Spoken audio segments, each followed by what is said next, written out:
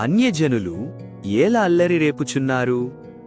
జనములు ఏల వ్యర్థమైన దానిని తలంచుచున్నవి?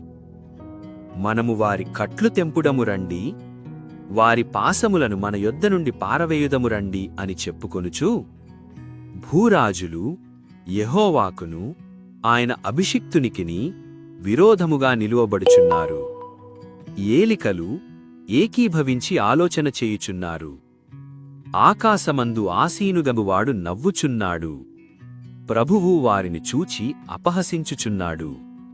ఆయన ఉగ్రుడై వారితో పలుకును, ప్రచండ కోపము చేత వారిని తల్లడింపజేయును. నేను నా పరిశుద్ధ పర్వతమైన సియ్యోను మీద నా రాజును ఆసీనునిగా చేసియున్నాను. కట్టడను నేను వివరించదను. యెహోవా నాకీలాగు సెలవిచ్చెను, నీవు నా కుమారుడవు, నేడు నిన్ను కనియున్నాను.